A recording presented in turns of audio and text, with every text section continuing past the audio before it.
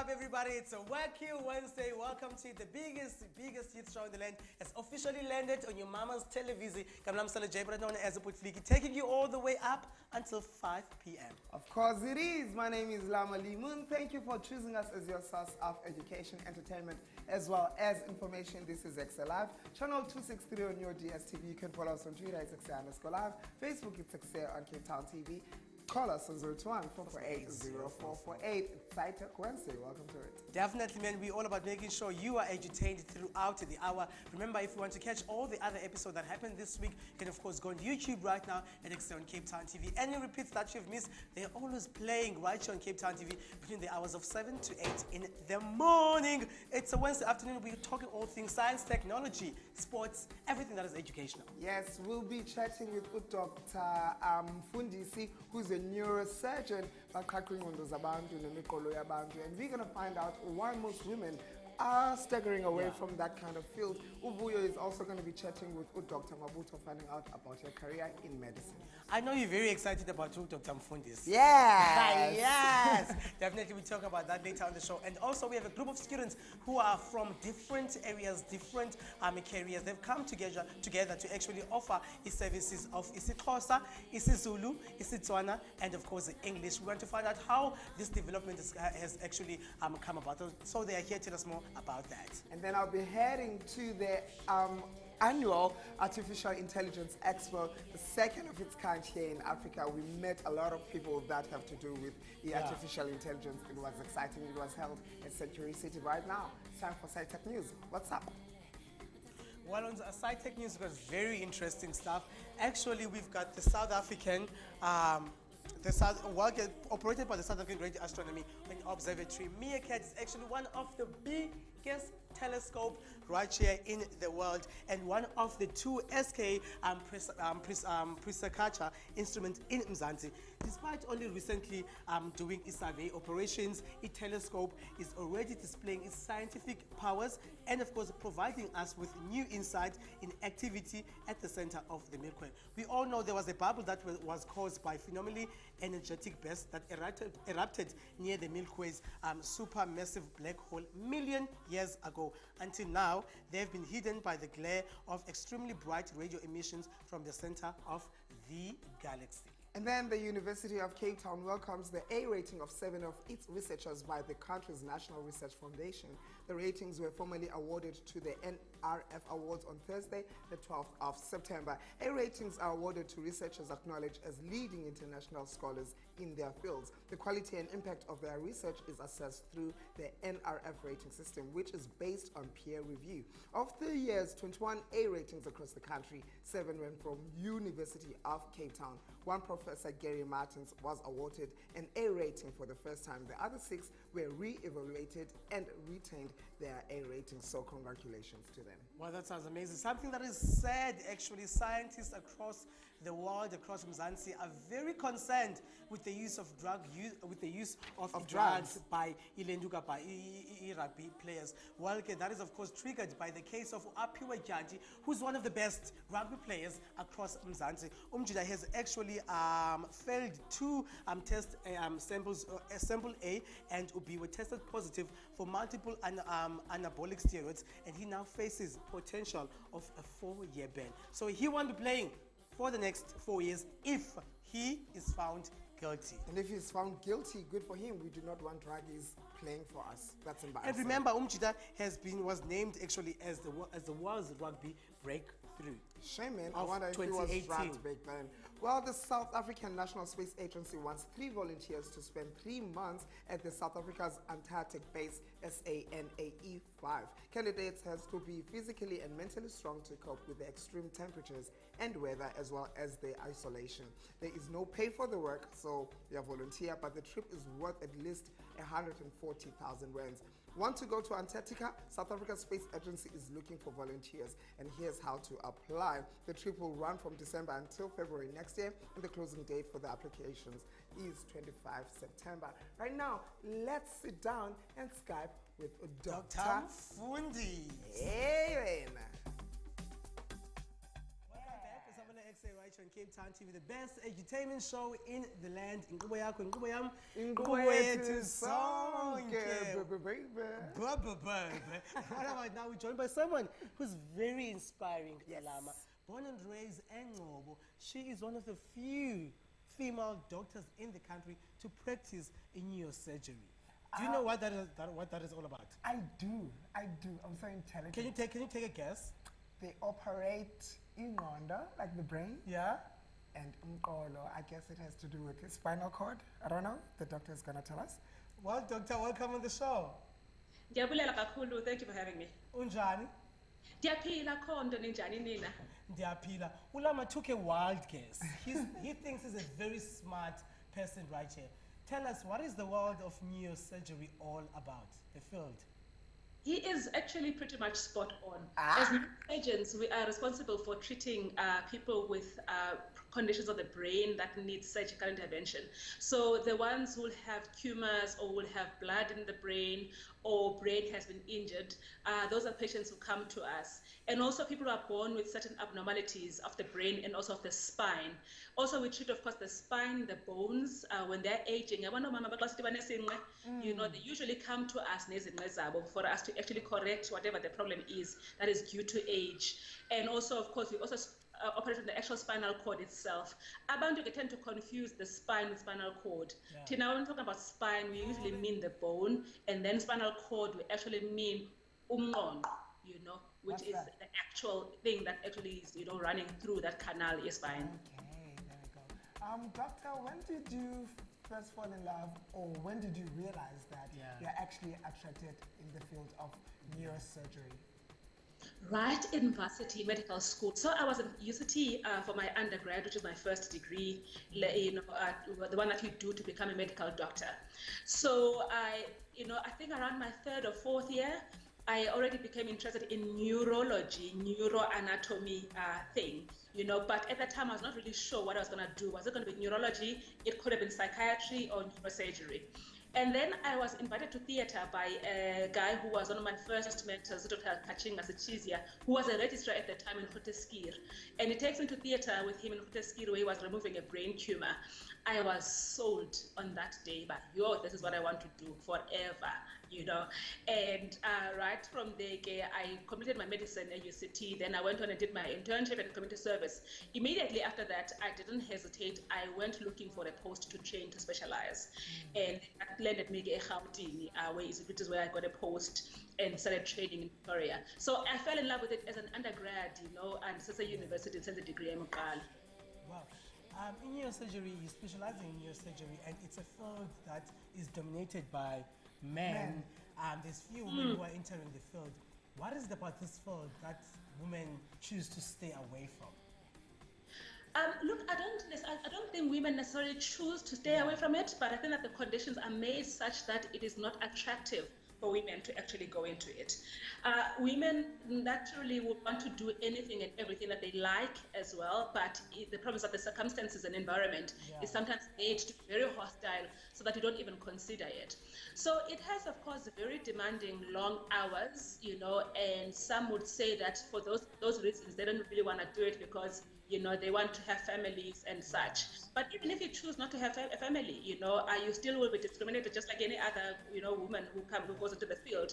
So there'll be people who actually even insinuate that you are not good enough just purely because you've got ovaries, you know, and that doesn't make any sense to me, you know. So it is not necessarily that women are choosing to stay away from it. I think that many women are interested, and actually many women can be very good and are very good neurosurgeons around the world. But if the environment is not enticing and attractive for them, they then stay away from it. Well, Mfundisi is not only your surname, you actually practice, you live by that surname. Dr. Yolanda is one of the youngest, if not the first youngest doctor in neurosurgery. And you played a huge role in mentoring her while so how important is it kule field yenu ba kube khona umuntu ozokwazi ukumentorisha? You know, When you decide to do something as challenging as this, and in an environment where many have not gone in, people like yourself, I mean Black women particularly, you need someone else who's going to understand your struggles and who's going to pretty much, support you, not hold you by the hand per se, but just support you and be there, so that at times you can vent when you're feeling frustrated. So mentoring for me has been very important. I have mentored ladies before, particularly for tends with Black women. I also mentored some men as well, but it has been most important for me to mentor ladies going into this field such as neurosurgery, because I didn't want anyone to experience neurosurgery in the way that I experienced it, where I felt I didn't have much support, where I felt that my development was not prioritized. I was being held back at times purely because I'm a woman, but not because of competencies. So I didn't want any other person who goes in of an Black woman to experience the same difficulties I experienced. So I was trying to, because I wanted to then make it easier for them and just to assist them to develop less painfully. So mentoring for me is everything. Mentoring is very important. And so I did for Dr. Yolanda what I had hoped could have been done for myself by another woman. Yeah, since you've mentored Dr. Nzumisa, have you seen change since then? Have you seen more women entering the field? Have you seen more learners registering for this kind of course? Without a doubt. So when I started training in Pretoria, so I was the first woman to actually qualify from Pretoria, Black or white, any race. Wow. Over 100 years, had not qualified a female neurosurgeon, So then after that, Dr. Gilata joined us, and after Dr. Gilata joined us, then immediately there were 2 other women who were joining. So there are more and more women going in. So for a good 4 years, I was the only woman in the department. Yeah. But then now departments are looking very different. Many are having more and more women, but also I think that the Society of Neurosurgeons recognizes the challenges of not having women in neurosurgery and actually wants to change that. And so they're encouraging the institutions that are different institutions in the country to have women in their departments and also to cater for women so that they actually can find the field attractive. Look, there's a lot of benefit. I always say, when you reduce your pool of talent purely according to race or sex, you're actually not going to get the best of the best, And in order for you to get creme de la creme, you need to make sure that you expand the pool of talent and pick from women, colors, different colors, and also from different gender spectrum. So you should not confine yourself to just saying, no, I'm going to go for women, because you're going to end up with not very talented people at the end of the day. Well, the field Guyo doctor is perceived to be one of the very complex. So how really, especially if you're a patient, how do you prepare your patients and what feedback do you usually get? You're not preparing a patient is a difficult process because many times you are not giving them good news. Because once you're diagnosed with a neurosurgical condition, many people see that as a death sentence. You're needing brain surgery. Am I ever going to make it? I'm not going to live. I don't want to do it. I'm too scared, and all of that. They've heard horror stories. And look, the bottom line is that we have a history as neurosurgery, that maybe our outcomes were not great before at some point in the progression of the field. But we are continuing to improve, and some things are actually now almost unheard of. Some deaths in certain conditions are almost unheard of. So I always, of course, encourage my patients to speak up about their anxieties as I make the diagnosis, and just have an approach of saying, look, I do understand that to you, this whatever I'm saying is for the first time you're coming across this kind of news. But I do it every day. But every single time I'm seeing a patient, I'm going with them as if it's the first time I'm discussing that particular condition, that kind of a tumor. And because we do that with patients, great patients, that tends to then, when you establish a rapport very quickly with the patient, and we find that patients actually now agree to surgeries, and they actually see the outcomes, the good outcomes on some of them. And of course, when you don't think things are not going to be great, I'm upfront. I tell them in a most sensitive and kind way that, look, I don't think operating will help at all, or even if we operate, we're not going to necessarily prolong life and all of that. So I usually have to break this news. And I tell you that I've established very strong bonds with my patients, and of course my patients' parents as well, because I treat a lot of children as well in the public sector. So those bonds, they've been very, very fulfilling, because, this person who feels that they've got someone they can talk to, about their problem and about their condition. Sometimes I end up doing some marriage counseling as well. because of the work that I do, because the families are struggling with what they do. Not to say that I'm a professional marriage counselor, I will not even claim that, but I understand the anxieties and the difficulties because I had seen so many parents going through, for example, a child who's chronically ill or terminally ill. So, and my patients, I think, that enjoy the interactions with myself. Okay, we are running out of time, but I just want to ask one or two more questions. If you could give us 2 more minutes, Director. When you're not at the theater, Ekse understands when Dr. Mfundisi that you are actually there in the community giving back. Which is very important and rare because abantu busy. So tell us more about that. So I do a lot of awareness around brain injuries resulting from road traffic accidents. So you might have picked up that recently I was in Mthatha giving safety vests and also stop signs to assist children to cross the road. I treat children a lot and they're very close to my heart, and when their brains are injured, I am not very happy. So whenever we can prevent it, I want to make sure that I do a lot of education with communities and also just advocating, for better road traffic use and also to prevent and minimize injuries to children. And also, of course, to adults as well. So I do a lot of education that I do via my Twitter handle and also just going to speak to certain communities. What's your Twitter handle? Yeah. Ekse Mfundisi and Dr. Mfundisi. Well, that sounds amazing. Quickly, before we let you go, what advice do you have for young girls across the country who want to follow the same career path? Young girls, nothing is stopping you. Go for it. We are here. We're going to hold your hands as you're going through it. Do not fear anything. Do not underestimate yourselves. You are talented. You are gifted. You must go for it, and we will hold your hand, and I will kick anybody who's standing in your path. Yeah, man. Brain damage because of operating. Thank you so much for.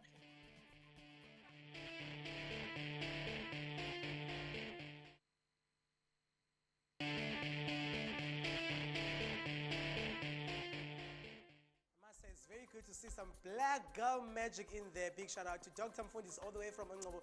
Absolutely doing great things. Welcome back to Ekse, White Show on Cape Town TV, taking you all the way up until 5 p.m. Snalo J, but known as Putfliki. Remember on social media at Ekse_live and Facebook Ekse on Cape Town TV. We are all over. Now go YouTube stuff. We are of course on Ekse on Cape Town TV. Right about now, the South African Mathematics Foundation hosted their annual awards over the past weekend, where they gave awards to top performing mathematics students across Mzansi. And our very own Ekse team, alongside with our very own Kim, had all the pleasure and the honor to cover this beautiful ceremony and bring us all the absolutely beautiful moments. Let's take a look at what went down.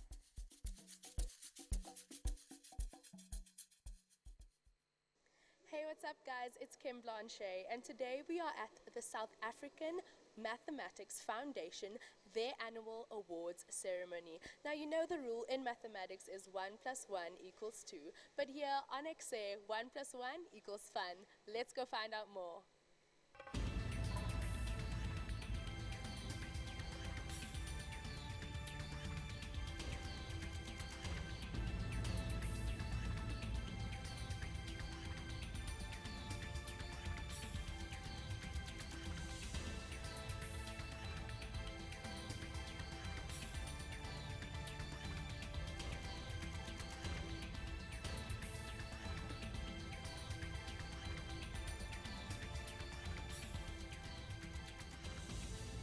Hi guys, I'm standing here with one of the winners from the South African Math Olympiad. What is your name? Hi, I'm Aaron Naidu. And what awards have you won? Well, this particular award was for winning the senior division of the South African Maths Olympiad. So there were about 90,000 students from around the country who took part in 3 rounds of competitions of varying difficulty. And at the end, I came out on top. And I've also won some international awards. Earlier this year, I went to England to represent South Africa at the International Maths Olympiad, and I walked away with the bronze medal. And earlier this year, I also won the South African Tertiary Maths Olympiad, which is a competition for university students, but I won it despite being in grade 12.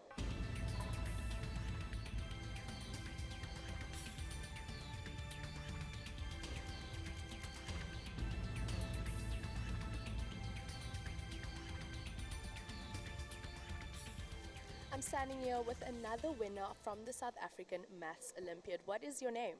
My name is Emmanuel Rasu. And what have you won, Emmanuel? I've come first in the junior division of the South African Maths Olympiad. So that's from grade 7s, 8s and 9s. Congratulations. How do you feel? I actually feel it was quite unexpected that I came first, and I feel quite overwhelmed and really happy.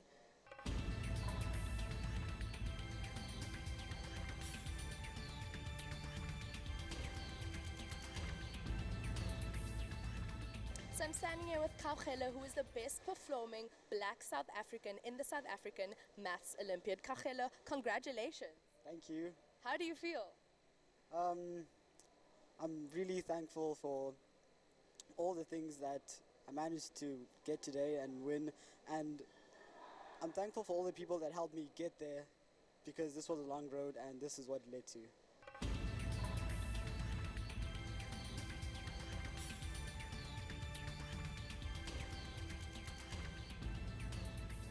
So I'm standing with the Executive Director of SAMF, South African Mathematics Foundation, Kristen Jordan. Welcome to Ekse. Hi, thank you for speaking to me. What are some of the highlights or success stories you can tell me from this year? Okay, so there are many, but for me the highlights, what you saw tonight with the awards function especially also, if you looked at the two tables, was the diversity in the faces in those tables. So gender diversity, all the other colors of our country being represented, and I mean, it's well known across the world that in these kind of competitions, girls are very underrepresented. And in the junior table this year, for the first time, we actually had 50-50. So they were half-half. So we often see that the girls participate in the lower rounds, but they don't necessarily come through to the final rounds. And that's changing. Yeah. It's so exciting to see. It's really changing. The girls are getting the confidence that they can compete at that level. And with all the things that have been happening in our country, you know, the last little while with all the issues around women, this to me is so amazing. To see these girls, they're competing on the same level as boys. They are outperforming them many times. And I see winners for the future for the International Maths Olympiad coming from our teams.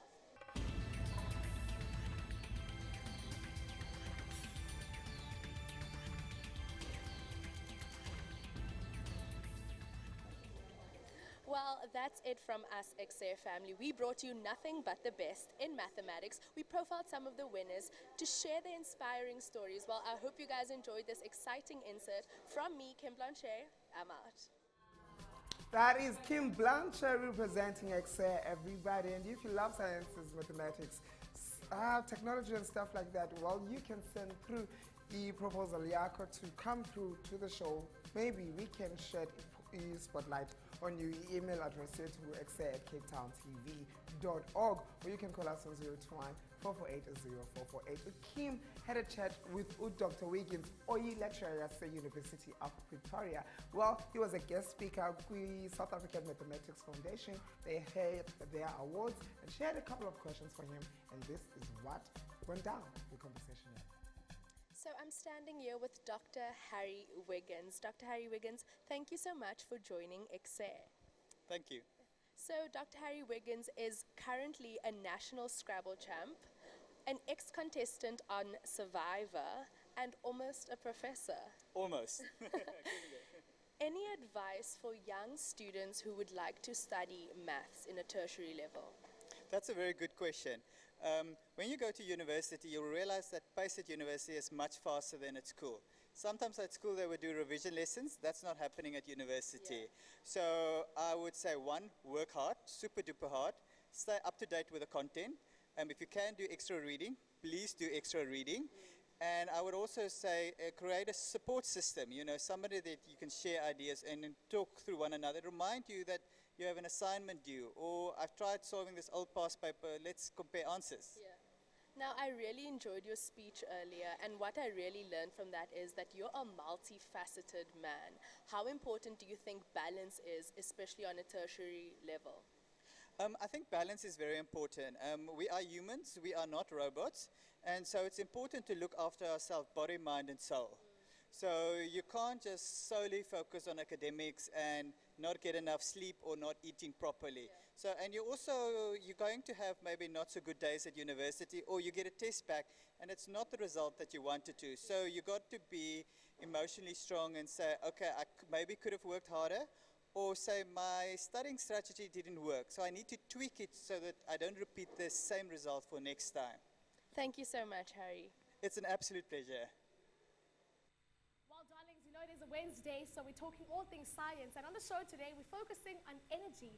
And we're joined in studio by the CEO of Divaine Growth Solutions, Yolanda Mabutho. He's a pioneer in the energy sector. Yolanda, thank you for joining us on the show. Thank you for having me today. I'm excited. I mean, you know, having a chat before the show, we had a discussion on how amazing you are, firstly. Thank you. And the power that you're having within the energy sector. Tell us a bit more about Yolanda Ngubani and when did the passion for the energy and the electric industry start? Well, Yolanda, she's a woman, no longer a girl, from Guguletu, born and bred in Guguletu, studied in one of the high schools in Khayelitsha, went on to study at the UCT, and she was very lucky to have an opportunity to be a student in training with Eskom when she started the world of working. And that's when the love of engineering, you know, started to sort of come into my life. And I grew in it because it was a male dominant, it was challenging, and I thought, why not, you know, challenge it myself. Yeah, and talking about challenges, you managed to break barriers within the industry and win some, you know, stellar awards. Do you want to tell us a bit more about the awards that you've won and, you know, just share with us? We love everything that's got to be with winning, so please share with us. Sure, I've won a number of awards. Yeah. Basically, I've got passion for women, gender equality, to be specific. I've won an award in 2016 for women in electricity because while I was working for Eskom, I was a member, I still am, rather, a member of AMEU, that's in short, but long for it is Association of Municipal Electricity Utility.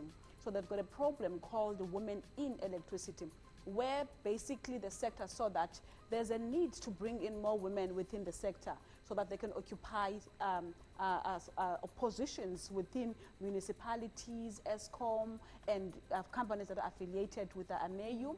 So I am still the National Secretariat for the Women in Electricity, where I was nominated and won an award in 2016 for Best Rather Excellent Woman. And I also won another award in December same year of Women Advancement Forum, because I am advancing, you know, in ensuring that women are supported across sectors, but specifically because I'm in the engineering sector, I support more so the women within the engineering sector. So the STEM award is the newest award I've won this year. Yes, basically it's all about just taking youth with us as we move forward. There's a quote that I love very much that says, lift as you climb. So as we climb, we're lifting those who come behind us so that we grow together. So I've got initiatives that I do within Divaine Growth Solutions where we support youth in engineering. And I've partnered with Eskom with their Science Expo that they currently ran in July. So these are the things that we do. We go to high schools, we encourage girls to take STEM as some of the subjects that they would want to advance to and grow, and also not just grow, but add value within the sector and the industry.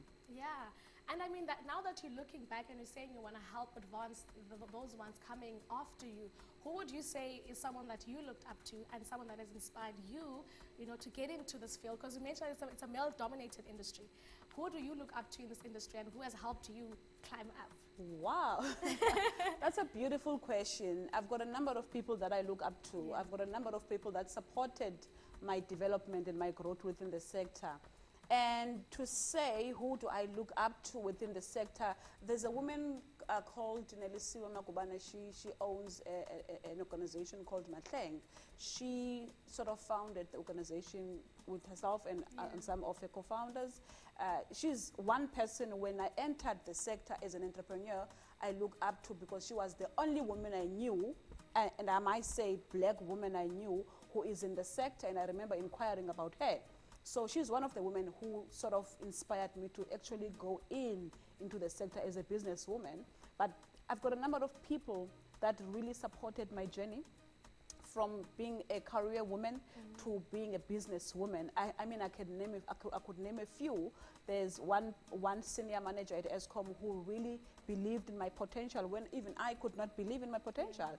He nominated me to be one of the ladies supporting AMEU, the Women in Electricity. So he is one of the people within Eskom that really saw potential and say, go run and represent Eskom. When I represented Eskom, I got an opportunity to represent Western Cape as a whole, as a chairperson for Western Cape under the AMEU Women in Electricity. So, I mean, I could name a few. There's a lot of men and women who played a huge role in my development.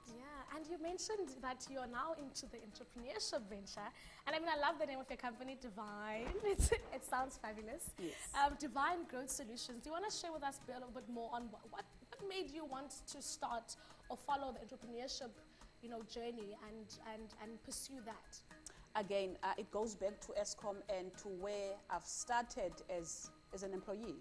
And when I was introduced to the Association of Municipal Electricity Utility, I saw there's a need for women in business within the sector, not only women as employees, because what I've seen is that most women are there, they are employees, but we need women who are founders of organizations that can actually have businesses that will empower our youth, because we've got a huge number of unemployment in our country.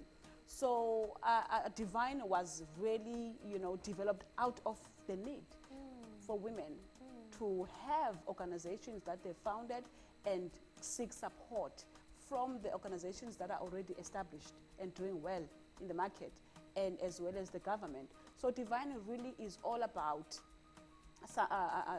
making sure that we implement and facilitate the 2030 Sustainable Development. And we're looking at clean and affordable energy.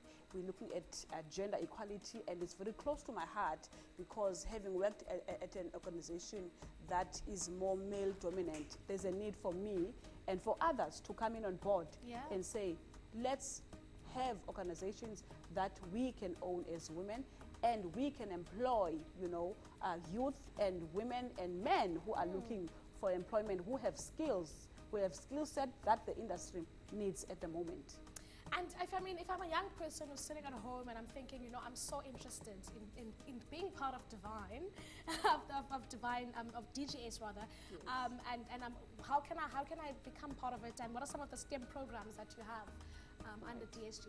So at the moment, we are empowering women in business. Like I said earlier, we've got a program called the Women Power Boss. It's basically a number of ladies, 13 to be specific, women. It's a national program. They have businesses within the sector. They are looking for a market access. They are looking for information to finances. They are looking for networking opportunities. So Divaine come in to support and to create those conducive environment for them. We've partnered with a number of organizations that are doing well, as well as the Department of Energy that is supporting our initiative, because they've seen it as an implementing to the strategy that they had. And for youth that is sitting at home today and saying, what do I do? How do I join such an initiative? We've got programs for youth that are in STEM. We've got learnerships, we've got scholarships that we have. Like I said, we don't just stay in silos. We sort of collaborate with other organizations that are doing great things but are missing the masses that they can actually create beneficiaries out of. So we sort of a bridge between the well-established organizations, and we get the ones that are seeking opportunities, and we match the two so that we can create magics. So if one can just go to our website, I'm sure you will share at the end of the show. Yolanda, just briefly, we have about 30 seconds. What words would you give to a young black girl who's sitting at home and thinks, you know what, I can't get into energy, I can't get into science?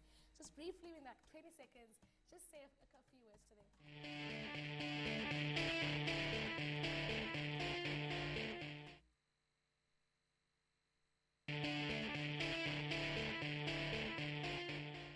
Welcome back to the biggest, the baddest, and the most hip and happening show in the motherland. We go by the name of Ekse Live. We are hectic 9 million times than any other show in this country. In fact, in this continent, you can follow us on Twitter. It's Ekse_Live. Yeah, a little bit spicy. On Facebook, it's Ekse. On Cape Town TV, that number to dial again, 021-448-0448. My name is Llama and he is... Snalo. Join us, better known as Buthling. We are here to entertain you for the next few minutes, ne? Yeah, we're closing shop at 5 p.m. Well, bantu bayoyika artificial intelligence. Well, another professor I was speaking to, don't fear artificial intelligence, fear natural stupidity. Yep. When we return, so basically AI solutions, go to Century City and find out what AI is doing for Africa. What is that natural stupidity?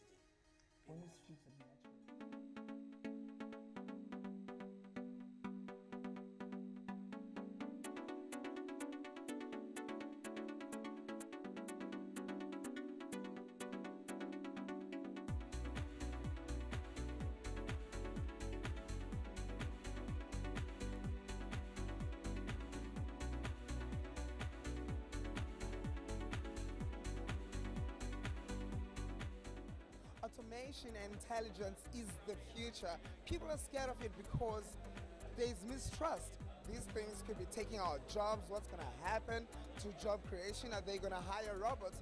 Well, to put the rumor mill, Pansquare Carpet, people that are behind all of this are going to be explaining throughout the 3 days. We've got vice chancellors from universities. We've got people from embassies, France, Kenya, Cape Town, which is the hub of the Expo, artificial intelligence or tourism the continent to South Africa. You can follow us on Twitter, it's Ekse_Live. On Facebook, it's Ekse. On Cape Town TV, I'm your host, Llama. We'll be with you right through to the hour of 5.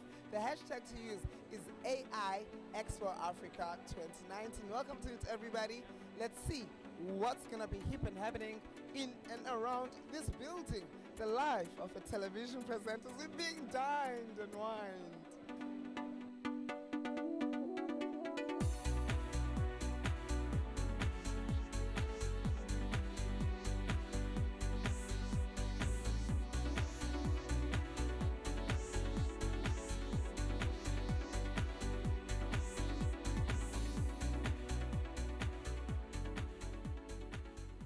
When you do something good, surely you get rewarded. Just like Matthew Bass, who's standing right next to me, who has just won a special award tonight. Congratulations! How does it feel? Thanks very much. No, it feels quite good. No, I'm just glad people like it, really. Yeah. Tell me, what's the award about? What did you win, actually? Well, for the Zindi competition, they host data science competitions online, and they hosted an art competition for people to make AI-generated artworks. And then many people entered. You can see some of the artworks over there, and then the judges just picked the artwork they liked, and then that's how we got there. If artificial intelligence creates art like this because it looks beautiful, what's the future like for people who use their hands to create art? Yeah, well, a big problem with these is that we can't really make them in such high resolutions at the moment, or at least to do that requires a very good computer, which is very expensive. So if you want to make a really high quality one, I think hand working is still the way to go. But it's coming soon that the computers will eventually catch up to that. How long did it take to create your award-winning piece of art? Okay, well, to just generate the artwork once everything was working took maybe 6 hours or so. But to get everything working up to that point took a few weeks. Congratulations once again. Beautiful painting. Thanks very much. Yeah. That's it.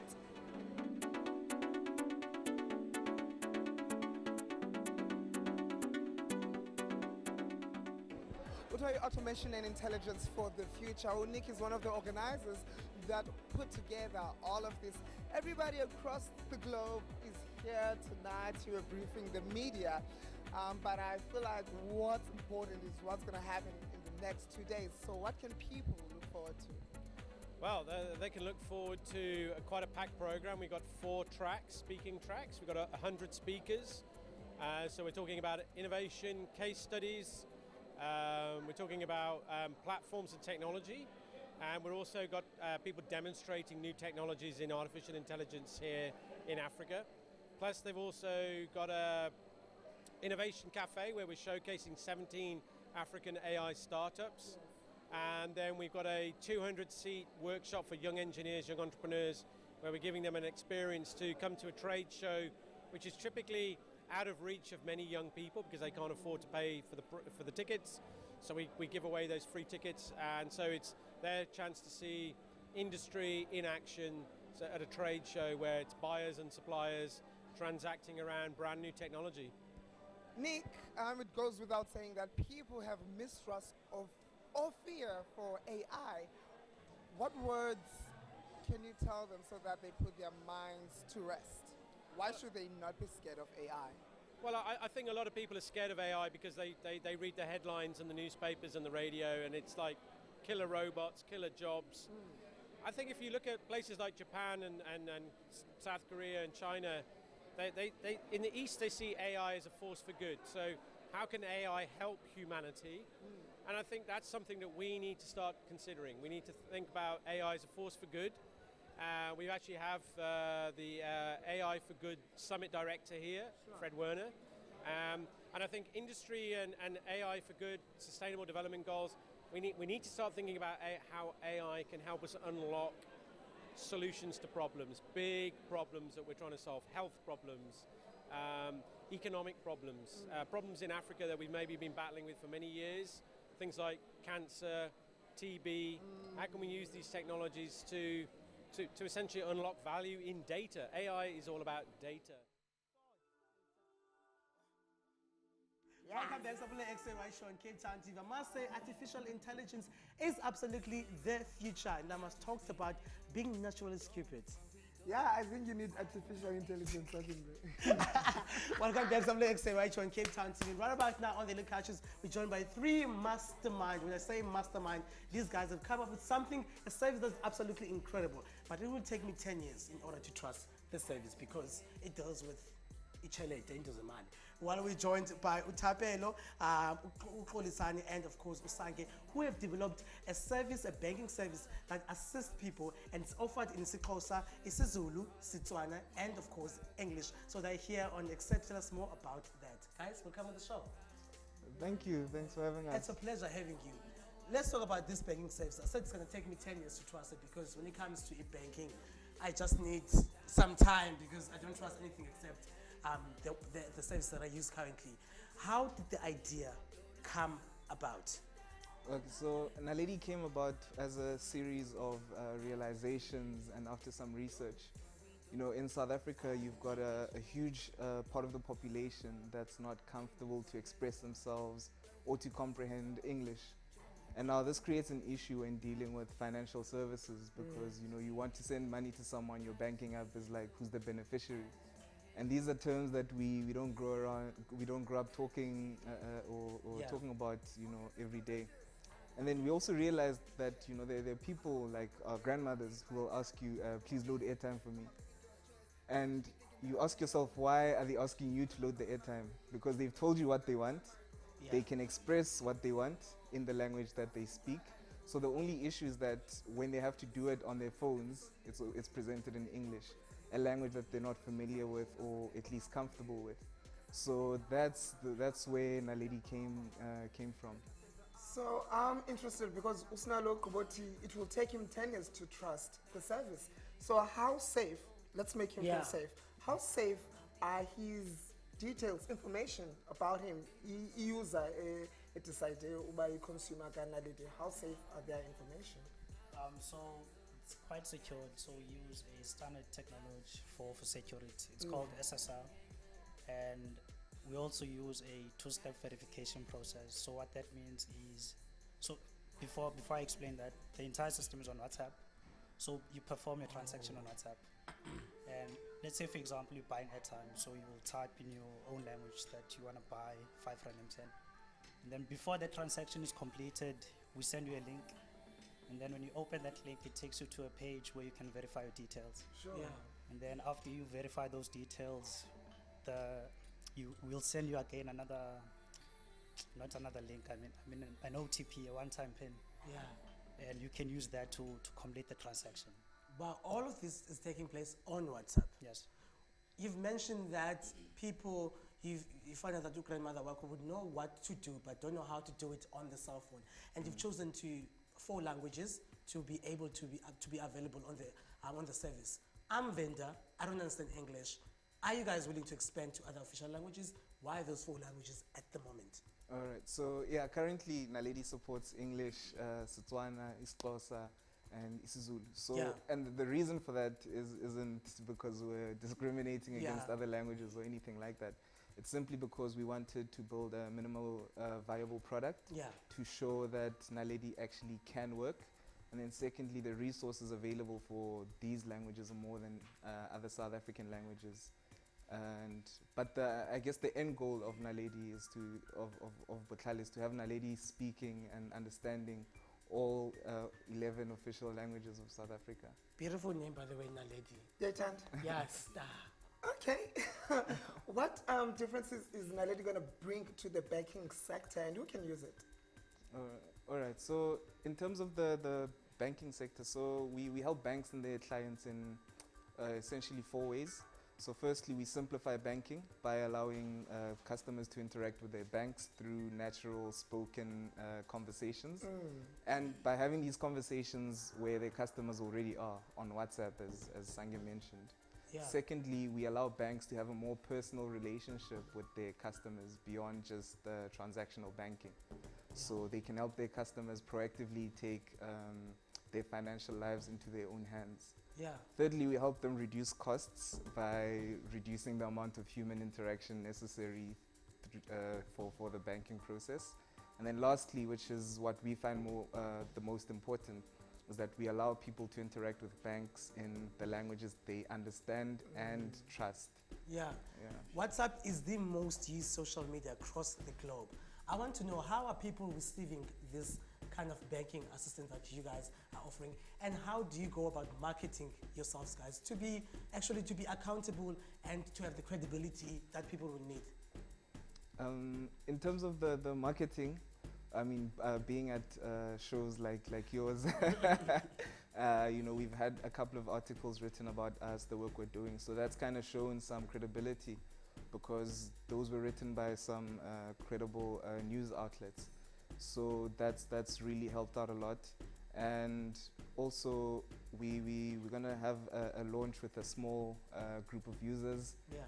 Thereafter, we're gonna go on a full marketing campaign. How many users do you have, by the way, at this point of time? So at this point in time, it's just a few users Yeah. we've given to play around with Naledi. But we're having a soft launch in November, where some people we've identified and people who've approached us who want to use Naledi have signed up.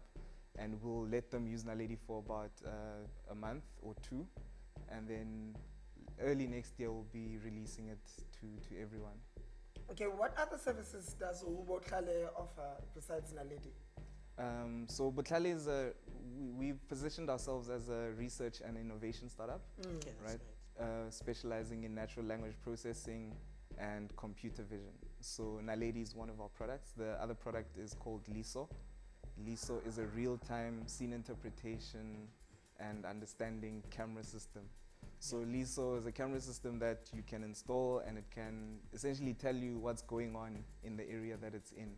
So if it's in your house and your couches are moving, it will tell you through an app that your couches are moving or something like that. Your fridge is moving all of a sudden. Cool stuff. I nominate you to ask him a question. Yes, I was about to actually say, Xolisani, I need to ask you something. Can you tell us more about the Data Hack 4FI Innovation Competition? The finale was held in Rwanda, where you guys, Naledi actually, the service emerged as a winner. Okay, so Data Hack is an innovation competition which was done by Insights to Impact. Yeah. They focused on solutions that use data and data analytics to solve problems in African communities. So the competition has 2 phases. The first one is in-country finals, where we compete with the best startups chosen by Data Hack to solve financial exclusion in South Africa, well, in Africa. So we competed with about 9 startups in Joburg, and we won. And we went to Rwanda to compete with about 13 other startups from other African countries, which we also won. So I think the total prize was about $30,000. Ooh. Yeah, turn the man. Sange, I want to find out what's the future plan for Naledi and what can we expect from Mabutho AI solutions in the future? So in terms of our short-term goals, we actually want to partner with like one of the big banks. Yeah. Because I think it's going to accelerate our go-to-market basically. And long-term, we want to do a lot of things. So as he mentioned, we're not just focusing on like products. We're actually a research and innovation startup.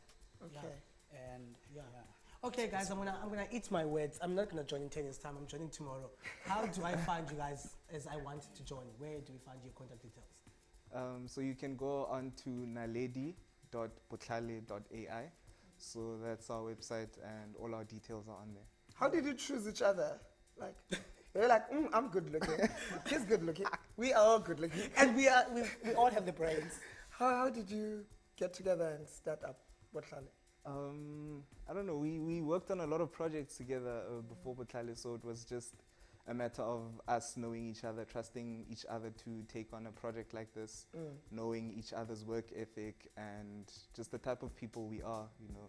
Yeah. So it's been, yeah. Wow, you guys are doing great. Good luck with Naledi, and I'm definitely joining tomorrow. Don't worry. I'll make sure that he does. All right, thank you for coming through. Now it's time for us to take a music interlude. When we return, we say goodbye to you. It's Schizo. Smile. Makoya.